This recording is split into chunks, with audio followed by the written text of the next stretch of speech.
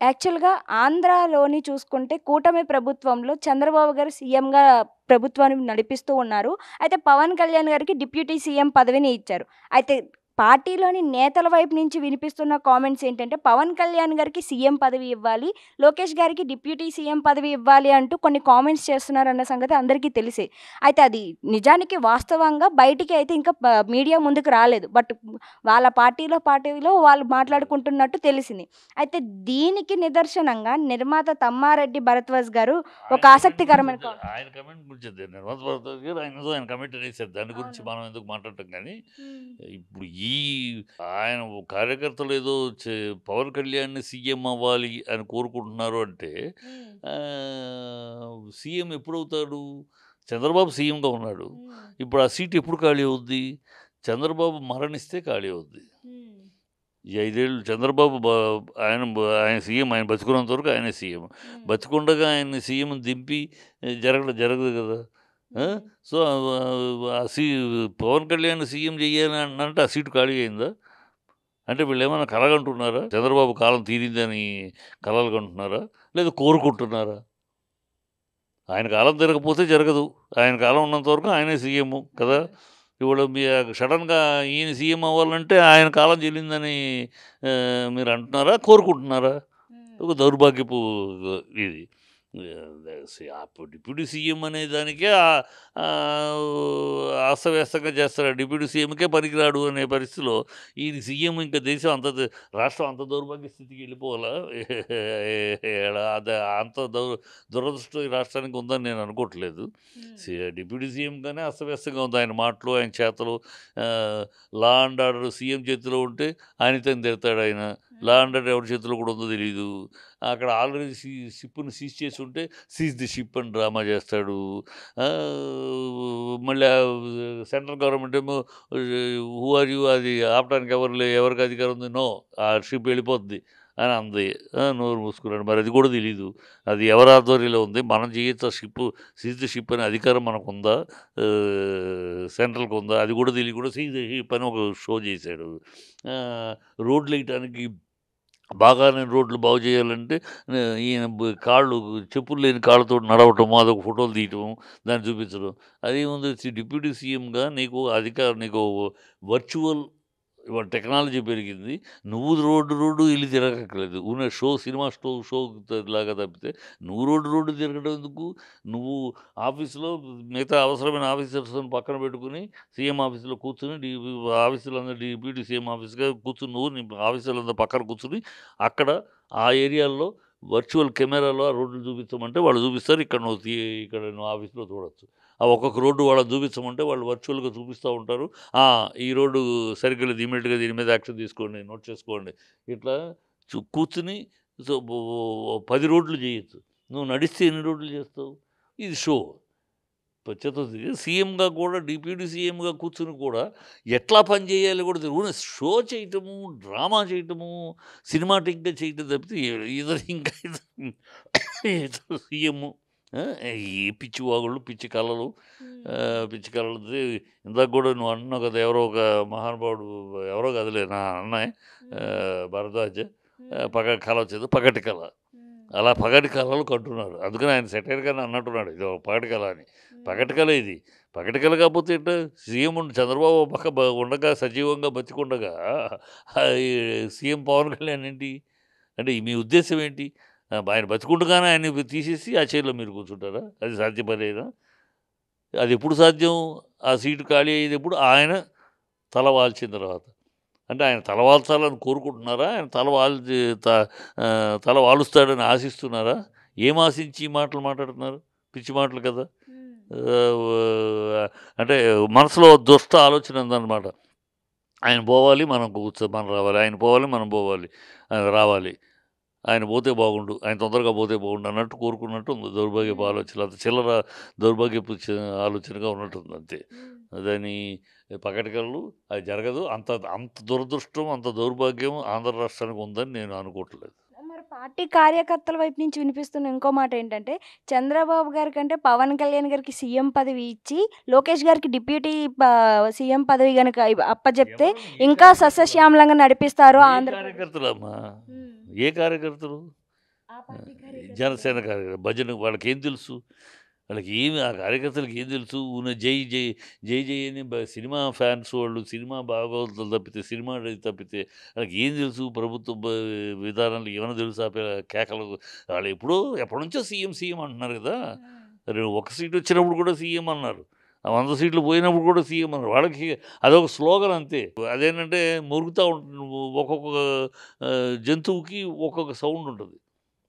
అది ఆ సౌండ్‌లోనే మురుగుతూ ఉంటది. అలాగే ఈ ఫ్యాన్సు పవన్ కళ్యాణ్ ఫ్యాన్సు వాళ్ళ వాళ్ళ మురుగుడులో సౌండ్ ఏంటంటే Pawan CM, Pawan CM, Pawan CM, Pawan CM, Pawan C ఇది వాళ్ళ మురుగుడులో ఉండే శబ్దం. అది ఆ శబ్దం వస్తానే ఉంటది. ఆ మురిగిన వాళ్ళు అలాగే మురుగుతా ఉంటారు. ఆ శబ్దం అలాగే వినపడతా ఉంటది మనకి. ఈ బ్ ఒక ఏ సీఎం అంటే ఊరినే ఏదో అలాటప్ప విషయం కాదు కదా! సీఎం అంటే ఇలాగ జుట్టు ఎగరేసుకుంటూ తాట తీస్తా ఇప్పటికి కూడా ఆయన డిప్యూటీ సీఎం కూడా సీట్‌లో కూర్చొని కూడా తోలు తీస్తా, తాట తీస్తా అని భాష మాట్లాడతాడు. ఇంకా ఎట్లా ఈళ్ళంతా అంటే ప్రభుత్వానికి ప్రజలు ఎన్నుకుంది మిమ్మల్ని రౌడీ రాజకీయం చేయమనా? చట్టపరంగా పరిపాలించమనా? చట్టపరంగా పరిపాలించదు పోయి తాత తీస్తాను, తొక్కి నొక్కి తొక్కిస్తాను. ఏం భాష అది? ఏం మాట్లాడతారు? వీళ్ళంతా సీఎంలు అవుతారు. మళ్ళీ ఆ దరిద్రం కూడా చూడాల్సిన పరిస్థితి ఆంధ్ర రాష్ట్రానికి లేదమ్మా. ఏదో పొరపాటున మొన్న తంతే గాలిపుట్లో పడ్డట్టు ఈ కూటమి గెలిచింది. ఇదే ఫైనల్ ఇంతకు మించి ఇంకా ఇంకా ఏదో ఆశిస్తే ఆయన అవుతాడు. లేకపోతే ఎల్లుండి నాగబాబు డిప్యూటీ సీఎం అవుతాడు. అది కూడా చెప్తారు వీళ్ళు. ఆయన సీఎం అవుతాడు. నాగబాబు డిప్యూటీ సీఎం అవుతారు. చిరంజీవి గారు కేంద్ర మంత్రి అవుతారు అని చెప్పుకుంటూ ఉంటారు ఇక వాళ్ళు. అది చెప్పుకుంటానికి ఏముంది? నాలుక తాటిపట్ట. చెప్పుకుంటానికి ఏమైనా చెప్పుకుంటూ ఉంటారు అది. ఆ చెప్పుకునే మాటలు తప్పితే చెప్పుకునే మాటలు, చెప్పుడు మాటలు తప్పితే అయ్యి నిజమైన వ్యాఖ్యలు కావమ్మా. Sir coming to the point, Ram Gopal Varma గారిపై కేసులు పెట్టారు అని అనేసి అంటున్నారు. అయితే వ్యూహం సినిమా ఏదైతే తీశారో ఆ సినిమాలో 1,50,00,000కు పైగా ఈయన సైడ్ చేశారో అమౌంట్‌ని. మరి ఆ అమౌంట్‌ని మళ్ళీ తిరిగి ఇచ్చేయాలి అంటూ ఫైబర్ నెట్ నోటీసులు పంపించారు అని అంటున్నారు. అయితే ఈ కేసులోనే ఈయన జైలుకి కూడా వెళ్ళే అవకాశం కనిపిస్తుంది అంటున్నారు. ఇదంతా జరిగేదంటారా? ఏమి జైలుకెళ్ళే ఇయన్నీ జైలుకెళ్ళే అవకాశాల కేసులు కావమ్మా ఇయన్నీ. ఇయన్నీ అలా కేసులు కాదు. అది అకౌంట్స్‌కి ఎవడు చూస్తారు, సబ్మిట్ చేస్తారు. ఇయన్నీ ఉన్నాయి. అవకాశం ఇప్పుడు ఎలా ఉందంటే ఈ ప్రభుత్వం వచ్చి ఎన్నికలయినాక ఎవడికాడు ఏదో రెడ్ బుక్ అని ఒకడు, ఇంకో బుక్ అని ఒకడు. ఇదే ప్రజలు ఇక్కడ మోసం మొత్తం అబద్ధాలు. అన్ని హామీలు అబద్ధాలే. సూపర్ 6 అన్నారు. సూపర్ ఫెయిల్యూర్ అది. ఒక్కటి చేయట్లేదు. సో ప్రజల్ని దాని నుంచి డైవర్ట్ చేయటం కోసమని ఏదో చెత్త ఇలాగ పూటకొకటి వాడిని అరెస్ట్ చేస్తున్నాం, వీడిని అరెస్ట్ చేస్తున్నాం, రెడ్ బుక్ ఇంప్లిమెంట్ చేస్తున్నాం, అవి చేస్తున్నాం. ఇప్పటికి అమ్మాయి పిఠాపురంలో అమ్మాయిని రేపు చేస్తే గతి లేదు.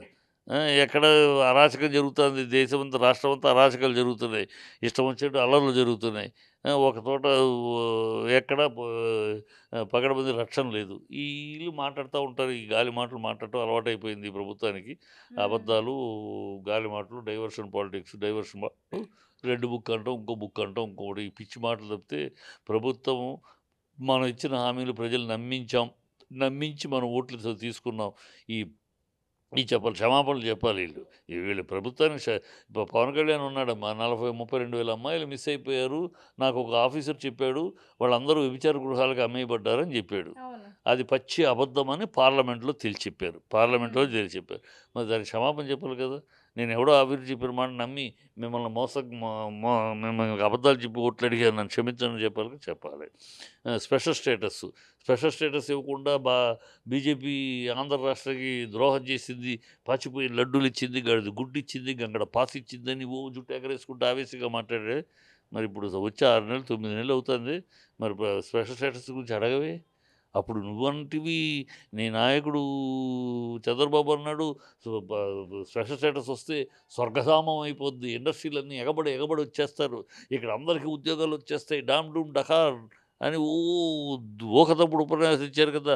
అది ఇవ్వలేదు కనుకే బీజేపీని వదిలేసి వచ్చేస్తున్నాను అని చెప్పి 2018లో చంద్రబాబు కూటమి నుంచి వచ్చేసాడు కదా. మరి ఇప్పుడు అడగరే మరి. ఇప్పుడు మీరు అధికారం పైన మీరే, ఇక్కడ మీరే. అది అడగరే, నోరు పెగలితే దానికి క్షమాపణ చెప్పాలి. మీ 6 హామీలు నేనున్నాను అని చెప్పి జుట్టు ఎగరేసుకుంటూ చెప్పావు కదా పవన్ కళ్యాణ్. నేను రాజకీయం చేయడానికి ప్రజల కోసం వచ్చానన్నావు కదా! మరి ఒక్క హామీ ఒక్క హామీ కూడా ఒక్క హామీకి లేవే డబ్బులు లేవంటున్నాడు ఆయన. డబ్బులు లేకుండా మరి 14 ఏళ్ళు సీఎం చేసిన అతనికి ఆర్థిక పరిస్థితి తెలీదా? ఎవరో కొత్తోడంటే పాపం ఎట్లా చేయాలో తెలీదను. 14 ఏళ్ళు సీఎంగా చేసింది చంద్రబాబు కదా! ఆ! అంత వాడికి ఈ రాష్ట్ర పరిస్థితి తెలీదా? ఇప్పుడంటే ఇప్పుడు చెప్తున్నాడు. తొందరపడి అనౌన్స్ చేసాము, హామీలు ఇచ్చాము, భయమేస్తుందట. ఏమి చిన్నపిల్లాడా మాట్లాడే మాటలు అయి? 14 ఏళ్ళు సీఎంగా ఉండి 40 ఏళ్ళ అనుభవం నువ్వు చంద్రబాబు మాట్లాడు. దాన్ని అడగడే? పవన్ కళ్యాణ్ దాని గురించి అడగడే? ఈ హామీలు నువ్వు ప్రజలు సగమే చంద్రబాబు నమ్మింది. సగం నిన్ను నమ్మాడు ప్రజలు. నువ్వేదో జుట్టు ఎగరేసుకుని ఆవేశంగా కావేశంగా ఓ వా! 6 అడుగుల బుల్లెట్ చించేస్తాడు, పొడిచేస్తాడు, దన్నేస్తాడు, దున్నేస్తాడని చెప్పి నీ ఆవేశం చూసి నమ్మారు. ఇవాళేమో నువ్వు తుస్సుమన్న 6 అడుగుల బుల్లెట్ కాదు, అరడుగు బుల్లెట్ కూడా కాదు, తుస్సుమన్న బుల్లెట్ అనిపిస్తున్నావు. ఏం మాట్లాడవు? ఇంకా దానికి కౌంటర్ ఏదో ఇంకోటేదో అబద్ధాలు, ఇంకో అబద్ధాన్ని ఎతుకు. ఎప్పటికప్పుడు ఏ అబద్ధాన్ని ఎతుకు. నిన్నటిదాకా మా నాన్న సిగరెట్లు ఎలిగించుకుంటారు. నాకు మతం ఏంటయ్యా? మా నాన్న దీపారాధనలో సిగరెట్ వెలిగించుకుంటాడు. నేను క్రిస్టియన్ అబ్బా! నేను బాప్టిజం తీసుకున్నాను. నా పిల్లలు క్రిస్టియన్సు. అసలు ఈ దేశంలో మత కల్లోలాల కారకులే హిందువులు. హిందువులు, హిందూ మత పెద్దల వల్లే కారకులు. మిగతా వాళ్ళు ఎవరో చేయరు. వీళ్ళే మత కల్లోలాల కారకులు అని చెప్పిన నోరు కదా నీ నోరు పవన్ కళ్యాణ్. ఇవాళ ఏ నోరు పెట్టుకుని అదే నోటితోటి ఇవాళ నేను సనాతని అంటావా? ఏమి మనిషివి నువ్వు? ఎప్పుడేం మాట్లాడతావు? ఎందుకేం మాట్లాడతావు? ఓ శృతి సనాయి ఉండదా? ఓ శృతి సనాయి ఉండదు. నువ్వేమి నిన్నేం మాట్లాడావో నీకు గుర్తుండదా? ఇవాళేం మాట్లాడావో రేపు గుర్తుండదా? ఈ మతిమరుపు ప్రాబ్లం ఏమైనా ఉందా నీకు? లేకపోతే ఆలోచించకుండా అప్పటికప్పుడు ఏదో మాట్లాడేవాడికి ఏం మాట్లాడావో గుర్తుండదు. ఏమన్నావు నిన్న అంటాడు. ఎందుకంటే ఆలోచించకుండా మాట్లాడు. నువ్వు ఆలోచించకుండా మాట్లాడుతున్నావా? ఆలోచించకుండా మాట్లాడేవాడివి నువ్వు అసలు ఒక ప్రజానాయకుడికి ఎట్లా అవుతావు? నువ్వు ఒక ప్రభుత్వాన్ని ఎలా ఉండగలవు? ప్రభుత్వ నడిపే విధానంలో నీకెక్కడ హక్కు ఇది ఉంటది? ఏం మాట్లాడుతున్నావో తెలీదు. ఎందుకు మాట్లాడుతున్నావో తెలీదు. ఏ విషయం ఇవాళ ఏం మాట్లాడావో రేపు వేరే మాట్లాడతావు దానికి విరుద్ధంగా. మీరొక నాయకులు, మీదొక ప్రభుత్వం.